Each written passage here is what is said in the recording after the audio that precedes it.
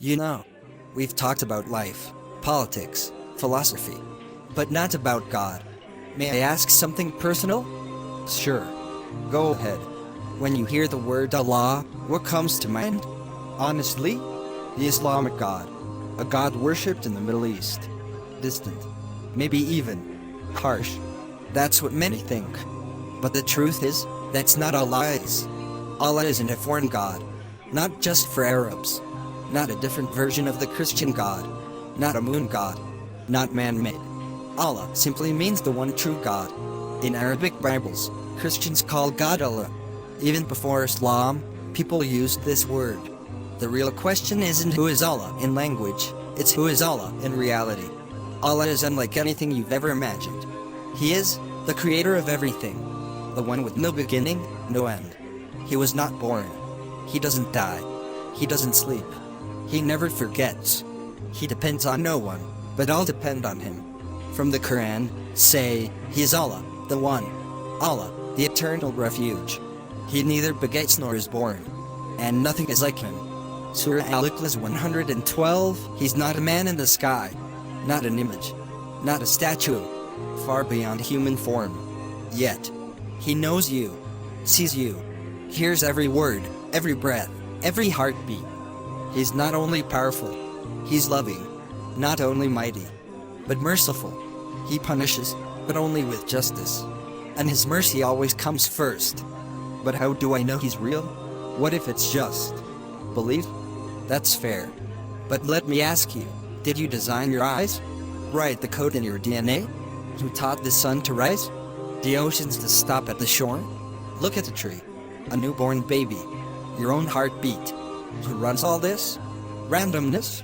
Randomness can't create order. Nothing creates itself. And nothing stays balanced. By accident. Everything in this world is a sign. And the greatest sign? You're asking this question. Your soul remembers Allah, because He made it. Why hasn't anyone told me this before? Because the world wants you distracted. Scared of religion. Thinking God is a myth. Or that Allah is foreign. Extreme. But Allah is none of that. He's the same God who sent Abraham, Moses, Jesus, and finally Muhammad, superscripto. One God, one message, one truth. But if Allah is the same God, why does He feel so different in Islam? So distant, so strict. Why all these rules, prayers, and punishments? I understand why you feel that way. But think about it. Any loving parent sets rules for their child.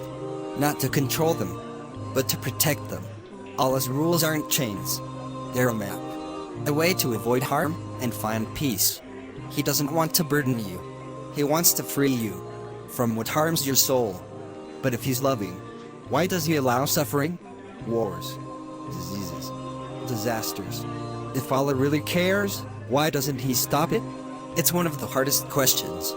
But tell me, can you truly appreciate health without knowing sickness? Can you value light without darkness? This life isn't the end. It's a test. And every trial, every tear, has meaning. Allah promises, with hardship comes ease. Quran 94:6. He doesn't abandon you in pain.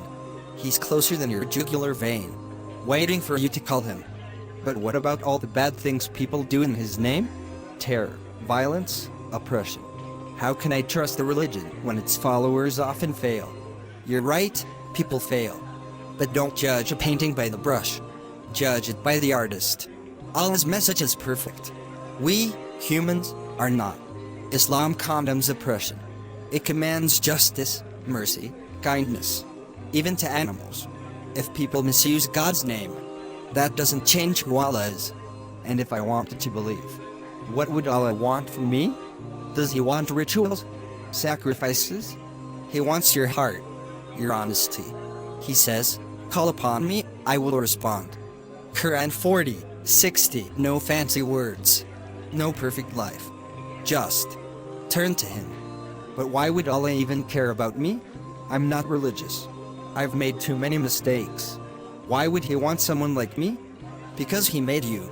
He knows every mistake, every tear, every regret. Yet He says, O my servants who have wronged their souls, do not despair of Allah's mercy. Indeed, Allah forgives all sins. Quran 39:53. You're not too far gone. As long as your heart beats, the door is still open. But I don't even know how to pray. What if I get it wrong? You don't need to know Arabic. You don't need perfect words. Just talk to him. Like you're talking to me. Say, God, guide me. Show me who you are. That's enough. Even a whisper from your heart reaches him. What about all the different religions? How can I know which path is the truth? It's a good question. Truth isn't about culture or numbers. It's about clarity, simplicity. Ask yourself, which belief makes sense of the universe? Which one answers why you're here? Which one calls you to worship the Creator, not His creation? Islam says, one God, no partners, no statues, no intermediaries, just you and Him. But if I start believing, won't my life change completely? What if I'm not ready? You don't have to change overnight. Faith is a journey, step by step. Allah isn't asking for perfection. He's asking for direction. Take one step toward Him, and He promises to run toward you. Take one step toward me, I will take 10 toward you. Hadith Qudsi. So, you're saying He's waiting for me? Not waiting to punish you. Waiting to embrace you. Waiting to forgive you. Waiting to give your heart the peace it's been searching for. I don't know why, but something inside me feels drawn. That's your soul. It recognizes its creator. So I'll ask you one last thing. If Allah is real, if He created you, if He loves you and is calling you, wouldn't you want to know Him? Allah is not the God you were told to fear. He is the God you were always meant to love.